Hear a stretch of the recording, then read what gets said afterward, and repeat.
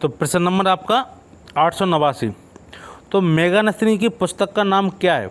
ऋग्वेद, अर्थशास्त्र, पुराण, इंडिका। ये अर्थशास्त्र है। तो मेगास्थनी की पुस्तक का क्या नाम है? वो थी आपकी इंडिका। तो ये इंडिका पुस्तक थी, वो किसने लिखी थी? वो लिखी थी मेगास्थनी जी ने, हैं। अगला प्रश्न है 890। मौर्य समाज का विभाजन 7 वर्गों में विशेष तौर पर उल्लेखित है।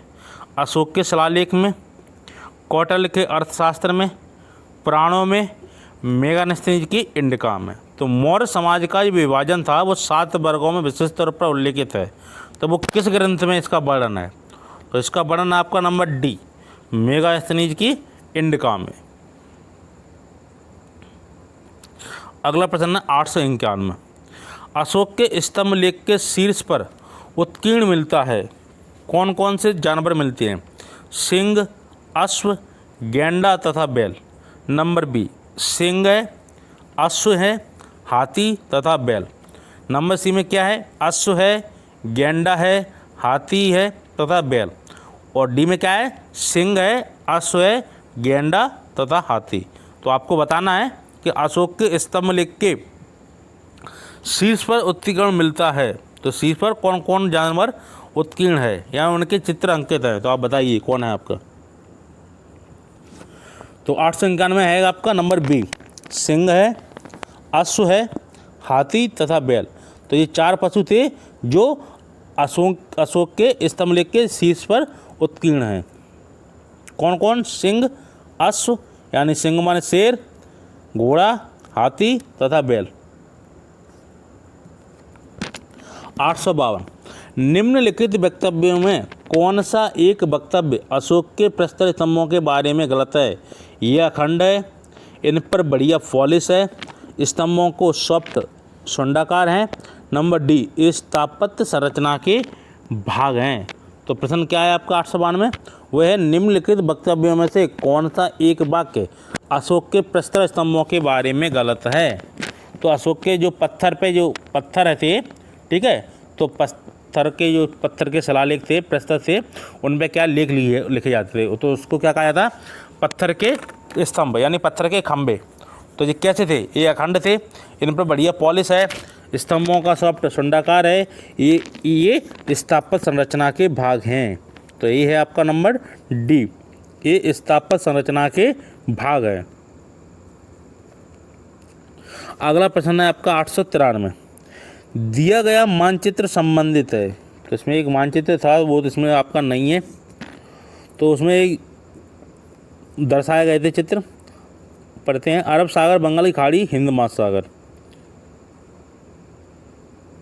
तो ये विगत चित्र के तो ये सवाल आपको समझ में नहीं आएगा, क्योंकि चित्र में जो घटना दर्शाई गई थी उसमें क्या क्या थे ऑप्शन आपके? समुद्रगुप्त से उसके दक्षिण भारत का अभियान के उपरांत, कनक से उसकी मृत्यु के समय, अशोक से उसके शासनकाल के अंतिम समय, हर्ष के राज्यारोहण के अवसर पर, थानेश्वर के साम्राज्य से।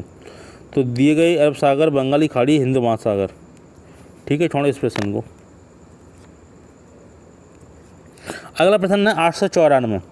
निम्नलिखित में से कौन सा अभिलेख ऐसे 2 धान्यगारों के निर्माण का उल्लेख करता है जिनका संकट काल में उपयोग किया जा सके? तो नंबर ए, सोहगोरा ताम्रपत्र।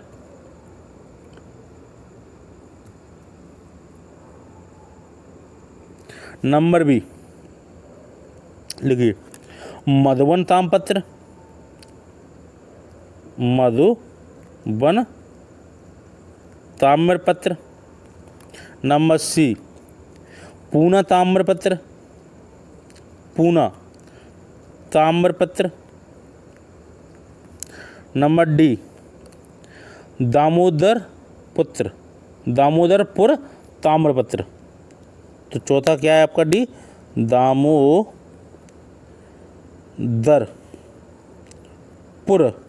दामोदरपुर ताम्रपत्र। तो प्रश्न क्या है आपका? निम्नलिखित में से कौन सा अभिलेख ऐसे 2 धान्यगारों के निर्माण का उल्लेख करता है जिनका संकट काल में उपयोग किया जा सके? तो वो आपका कौन था? वो आपका पहला ही था, सोहगोरा ताम्रपत्र। अगला प्रश्न है 895, मौर्य काल में दुर्भिक्ष काल में राहत कार्य के लिए कोष्ठकारों के अस्तित्व का प्रमाण निम्नांकित से ज्ञात हुआ है। स्तंभ लेख द्वितीय, गिरनार का शिलालेख द्वितीय, सासाराम का लघु शिलालेख या सोहगौरा पट्ट अभिलेख। तो प्रश्न क्या है आपका 895, मौर्य काल 895, मौर्य काल में दुर्भिक्ष काल में राहत कार्य के लिए कोष्ठकारों को जो अस्तित्व का प्रमाण प्राप्त होता है वो होता है आपका सोहगौरा पट्ट अभिलेख।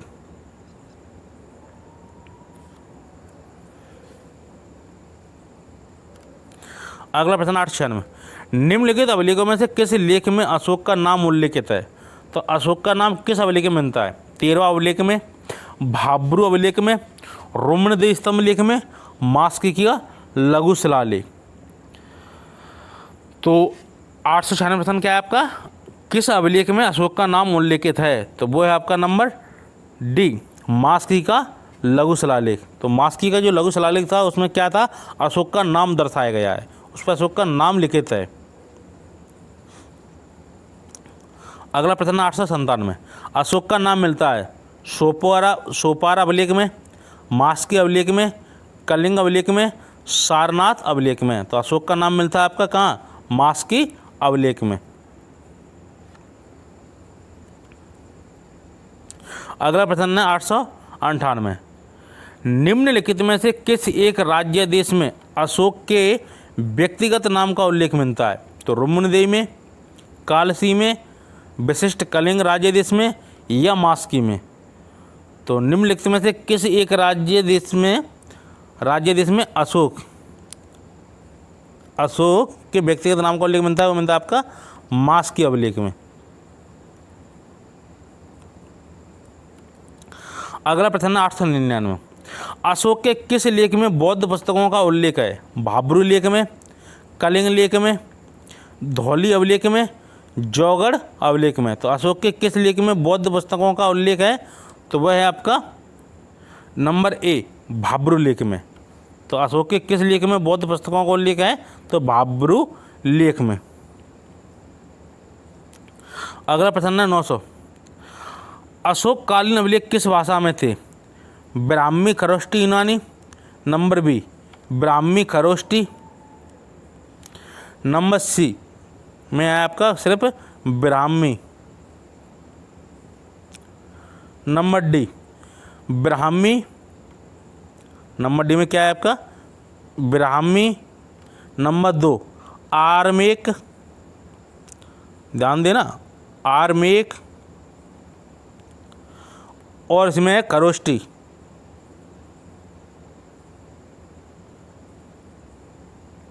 पढ़ के सुनाते हैं आपको, अशोक कालीन अभिलेख किस भाग में थे, किस भाषा में थे? तो ब्राह्मी खरोष्टी यूनानी में या ब्राह्मी खरोष्टी में, नंबर सी में ब्राह्मी में, नंबर डी ब्राह्मी, आरमेक और खरोष्टी में। तो अशोक के अभिलेख थे ब्राह्मी, आरमेक और खरोष्टी में, ऑप्शन नंबर आपका डी।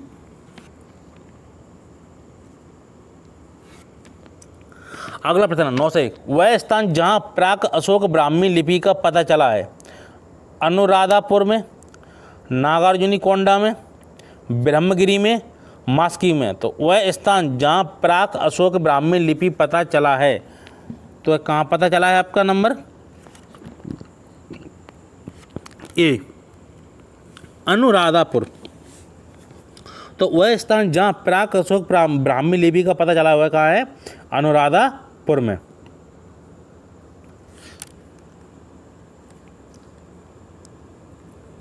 अगला प्रश्न है 902, पत्थर पर प्राचीनतम शिलालेख किस भाषा में थे? संस्कृत में, पाली में, प्राकृत में, ब्राह्मी में। तो पत्थर पर प्राचीनतम शिलालेख किस भाषा में थे?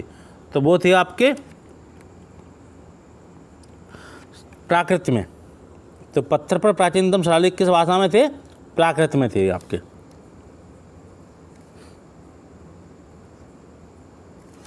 अगला प्रश्न 903, अशोक द्वारा स्थापित सबसे सुरक्षित स्तंभ है? सांची का, लोरिया नंदगढ़ का, सारनाथ का, कौशाम्बी का। तो अशोक द्वारा जो स्थापित सबसे सुरक्षित स्तंभ है वह आपका कौन सा है? तो वह है आपका नंबर बी लोरिया नंदनगढ़ का। तो अशोक द्वारा स्थापित सबसे सुरक्षित स्तंभ है वो आपका कौन सा है? लोरिया नंदनगढ़ का। प्रश्न नंबर 904, निम्नलिखित अभिलेखों में से किसमें अशोक का नामोल्लेख हुआ है? तो अहरोरा में, गुजर्रा में, ब्रह्मगिरी में, या सारनाथ में। तो 904वां प्रश्न क्या है? निम्नलिखित अभिलेखों में से किसमें अशोक का नामोल्लेख हुआ है? तो अशोक का नामोल्लेख हुआ है वो आपका किसमें हुआ है? गुजर्रा या मास्की अभिलेख, जिसमें क्या है? अशोक का नाम मिलता है। तो अशोक का नाम किस किस में मिलता है? मास्की अभिलेख में और गुजर्रा अभिलेख में। अगला प्रश्न 905, कलिंग युद्ध का विवरण हमें ज्ञात होता है? तो रुम्नदेही स्तंभ लेख द्वारा, 13वें शिलालेख द्वारा, वेनस्वांग के विवरण द्वारा, प्रथम लघु शिलालेख द्वारा। तो कलिंग युद्ध का विवरण हमें ज्ञात होता है तो वह किस में वर्णन होता है? आपका 13वें शिलालेख द्वारा। तो शिलालेख आप लोग सभी जानते होंगे, जो शिलाओं पर लिखा गया लेख को क्या कहा जाता है? शिलालेख। तो शिला किसके बोलती हैं?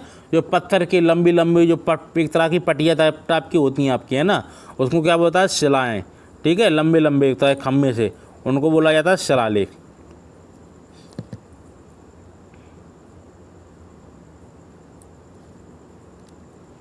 अगला प्रश्न 906, निम्नलिखित में से कौन सा स्रोत चंद्रगुप्त मौर्य के साम्राज्य में गुजरात के सम्मिलित होने की प्रमाणिक सूचना प्रदान करता है? तो रुद्रदामन का जूनागढ़ अभिलेख, अशोक के शिलालेखों का गिरनार संस्करण, मुद्रा राक्षस, देवी चंद्रगुप्तम। तो निम्नलिखित में से कौन सा स्रोत चंद्रगुप्त मौर्य के साम्राज्य में गुजरात के सम्मिलित होने की प्रमाणिक सूचना प्रदान करता है? तो जो गुजरात के शामिल होने की सूचना प्रदान करता है वह है आपका नंबर रुद्रदामन का जूनागढ़ अभिलेख, ए।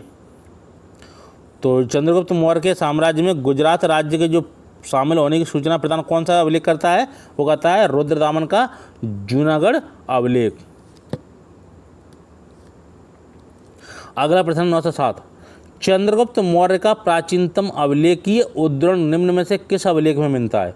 तो दशरथ का नागार्जुनी गुफा अभिलेख, अशोक का बारबरा गुफा अभिलेख, अशोक का जूनागढ़ शिलालेख, नंबर डी रुद्रदमन का जूनागढ़ शिलालेख। तो चंद्रगुप्त मौर्य का प्राचीनतम अभिलेखीय उद्धरण निम्न में से किस अभिलेख में मिलता है? तो वह आपका मिलता है नंबर डी रुद्रदामन का जूनागढ़ अभिलेख। तो चंद्रगुप्त मौर्य का प्राचीनतम अभिलेखीय उद्धरण निम्न में से किस अभिलेख में मिलता है? तो रुद्रदामन का जूनागढ़ अभिलेख में। अगला प्रश्न 908, निम्नलिखित में से किस अभिलेख में चंद्रगुप्त और अशोक दोनों का उल्लेख किया गया है? तो महाक्षत्रप रुद्रदामन का जूनागढ़ अभिलेख, गौतमी पुत्र सातकीर्ण की नासिक प्रशस्ति, अशोक का गिरनार अभिलेख, तो स्कंदगुप्त का जूनागढ़ अभिलेख। तो निम्नलिखित में से किस अभिलेख में चंद्रगुप्त और अशोक दोनों का उल्लेख किया गया है? तो 908 का कौन सा आपका? वो आपका नंबर ए महाक्षत्रप रुद्रदामन का जूनागढ़ अभिलेख। तो निम्नलिखित में से किस अभिलेख में चंद्रगुप्त और अशोक दोनों का उल्लेख किया गया है? तो वह किया गया आपका महाक्षत्रप रुद्रदामन का जूनागढ़ अभिलेख में। अगला प्रश्न 909, निम्नलिखित अभिलेखों में से किसमें चंद्रगुप्त मौर्य और अशोक दोनों के नाम का उल्लेख है? वह आपका मास्की लेख, शाहबाजगढ़ी शिलालेख, रुद्रदामन का जूनागढ़ अभिलेख, स्कंदगुप्त का जूनागढ़ अभिलेख। तो निम्नलिखित अभिलेखों में से किसमें चंद्रगुप्त मौर्य और अशोक दोनों का नाम का उल्लेख मिलता है? तो आपका कौन सा अभिलेख है? तो वह है आपका नंबर सी रुद्रदामन का जूनागढ़ अभिलेख। इसमें क्या है आपका? चंद्रगुप्त मौर्य और अशोक दोनों के नाम का उल्लेख है। किसमें? रुद्रदामन का जूनागढ़ अभिलेख। तो जितने भी नए लोग जुड़ते जा रहे हैं वो चैनल को प्लीज़ सब्सक्राइब करते जाएं और शेयर करते जाएं, जिससे आपको निरंतर आपको वीडियो क्रम से मिल सके। अगला प्रश्न है 910, तो अभिलेख जिससे यह प्रमाणित होता है कि चंद्रगुप्त का प्रभाव पश्चिम भारत पर था, यह है अशोक का गिरनार अभिलेख, कलिंग अभिलेख, रुद्रदामन का जूनागढ़ अभिलेख, अशोक का सोपरा शिलालेख। तो अभिलेख जिससे यह प्रमाणित होता है कि चंद्रगुप्त का प्रभाव पश्चिम भारत पर था, यह है अशोक का गिरनार अभिलेख, कलिंग अभिलेख, रुद्रदामन का जूनागढ़ शिलालेख, अशोक का सोपरा शिलालेख। तो 910 का आपका ऑप्शन है आपका नंबर सी, और रुद्रदामन का जूनागढ़ अभिलेख।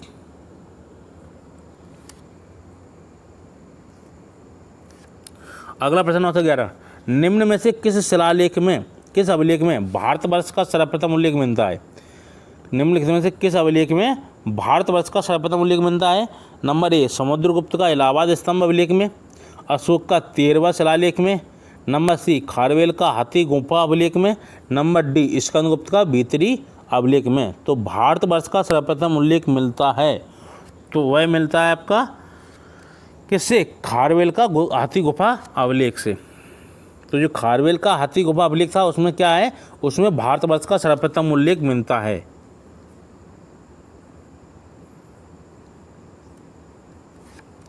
अगला प्रश्न है 9 से 12, राजा नंद का उल्लेख करने वाला अभिलेख प्रमाण है? रुम्नदेही स्तंभ अभिलेख, खारवेल का हाथी गुफा अभिलेख, रुद्रदामन का जूनागढ़ अभिलेख, धनदेव का अयोध्या अभिलेख। तो राजा नंद का उल्लेख करने वाला अभिलेख प्रमाण है, तो वह कौन सा अभिलेख है? वह है आपका खारवेल का हाथी गुफा अभिलेख बी। तो राजा नंद का उल्लेख करने वाला अभिलेख कौन सा है? खारवेल का हाथी गुफा अभिलेख। तो खारवेल कहाँ के राजा थे? ये थे आपके कलिंग के, है ना। और कलिंग कहाँ पड़ता है आपका? ये पड़ता है आपका कहाँ में? उड़ीसा में।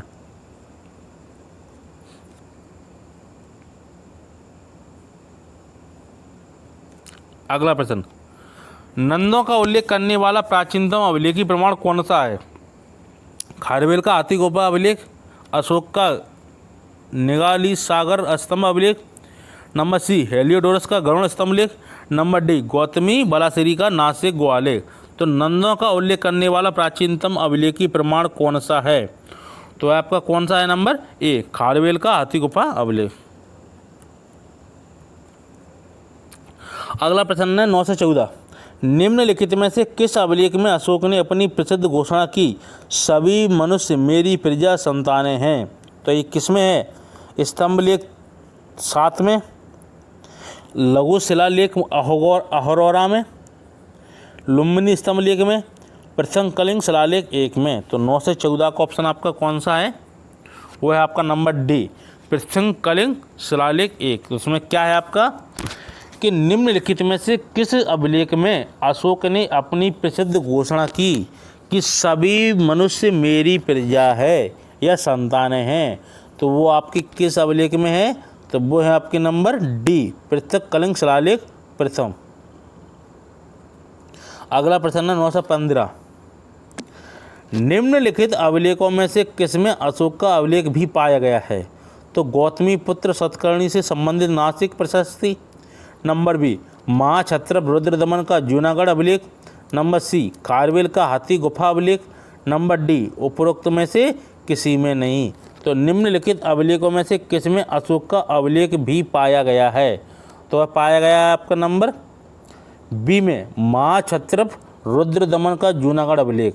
तो प्रश्न क्या है आपका 9 से 15, निम्नलिखित अभिलेखों में से किसमें अशोक का अभिलेख भी पाया गया है? तो वो पाया गया है महाक्षत्रप रुद्रदमन का जूनागढ़ अभिलेख। अगला प्रश्न 9 16, अशोक का द्वादश शिलालेख क्या आदर्श प्रस्तुत करता है? ठीक है, तो सभी संप्रदायों के सार की वृद्धि का, धार्मिक उदारता का, सी, बी तथा ये दोनों का, डी, उपरोक्त में से किसी का नहीं। तो अशोक का द्वादश शिलालेख क्या आदर्श प्रस्तुत करता है? वो करता है बी तथा ए, यानी कि ए भी सही है और बी भी सही है। तो आपका ऑप्शन नंबर होगा सी। तो सभी संप्रदायों के सार की वृद्धि का और धार्मिक उदारता का, ये किस में वर्णन है? तो ये अशोक का द्वादश शिलालेख में। किस किस का? सभी संप्रदायों के सार की वृद्धि का और धार्मिक उदारता का। अगला प्रश्न 9 से 17, किस शिलालेख में अशोक ने अल्प व्यय तथा अल्प संग्रह को धम्म का अंग माना है? चौथे, तीसरे, पाँचवें, सातवें। तो किस शिलालेख में अशोक ने अल्प व्यय तथा अल्प संग्रह को धम्म का अंग माना है? तो वह कौन सा है आपका? वह आपका सातवें। तो सातवें जो शिलालेख में क्या है? अल्प व्यय तथा अल्प संग्रह को धम्म का अंग माना गया है। ये आपका सातवें शिलालेख में मिलता है, सातवें शिलालेख।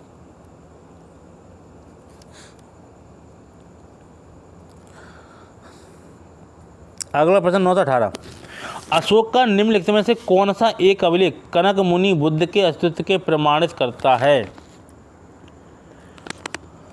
तो कौन सा करता है? नंबर 1 निगाली सागर स्तंभ अभिलेख, नंबर बी रोमनदेही स्तंभ अभिलेख, सी भी है लेकिन सी ऑप्शन आपका नहीं है, ना सी सही है ना डी सही है, लेकिन बता देते हैं। सी है आपका सासाराम लघु शिलालेख, सासाराम लघु शिलालेख, और नंबर डी है आहारोरा लघु शिलालेख। डी कौन सा है? आहारोरा लघु शिलालेख। अशोक का निम्नलिखित में से कौन सा एक अभिलेख कनक मुनि बुद्ध के अस्तित्व को प्रमाणित करता है? तो जो कनक मुनि थे वो अशोक का अभिलेख एक प्रमाणित करता है कि हाँ कनक मुनि थे। तो कौन सा अभिलेख में वर्णन है? तो वह आपका निगाली सागर स्तंभ अभिलेख में।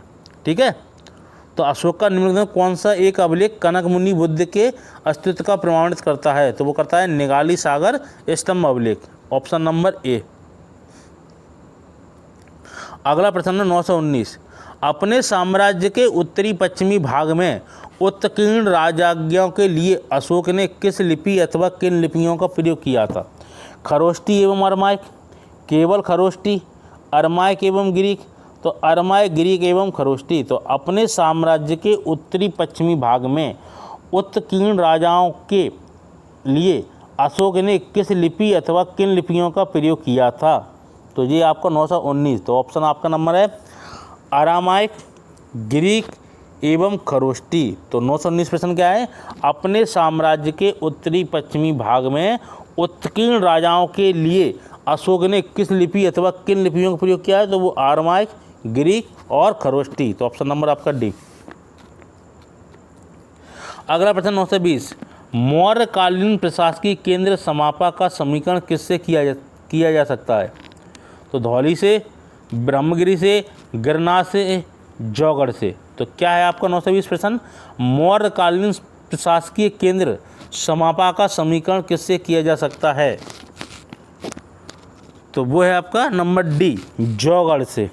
तो मौर्यकालीन प्रशासकीय केंद्र समापा का समीकरण किससे किया जा सकता है? तो जौगढ़ से। अगला प्रश्न 921, सारनाथ स्तंभ का निर्माण किया था अशोक ने, हर्षवर्धन ने, गौतम बुद्ध ने, कनिष्क ने। तो सारनाथ स्तंभ का निर्माण किसने किया था? अशोक ने। तो जो सारनाथ स्तंभ था उसका निर्माण किसने किया था? अशोक ने। अगला प्रश्न है 922, अशोक के निम्न अभिलेखों में से पूर्ण रूपेण धार्मिक सहिष्णुता के प्रति समर्पित कौन सा अभिलेख है? शिलालेख 7, शिलालेख 8, शिलालेख 12, शिलालेख 13 और शिलालेख 7 या भब्रू लघु शिलालेख। तो अशोक के निम्न अभिलेखों में से पूर्ण रूपेण धार्मिक सहिष्णुता के प्रति समर्पित कौन सा अभिलेख है? तो वह आपका नंबर शिलालेख 12वां। तो 12वें शिलालेख में क्या है? अशोक के निम्न अभिलेखों में से पूर्ण रूपेण धार्मिक सहिष्णुता के प्रति समर्पित। तो ये धार्मिक सहिष्णुता के प्रति समर्पित था वो किस अभिलेख में है? वो शिलालेख 12 में।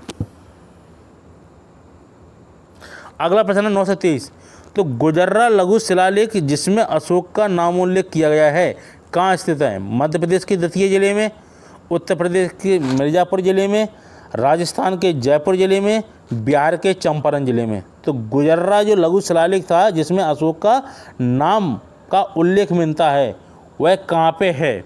तो वह है आपका मध्य प्रदेश के दतिया जिले में प्राप्त हुआ है। कौन? गुजर्रा अभिलेख। कहाँ से प्राप्त हुआ है? मध्य प्रदेश के दतिया जिले से।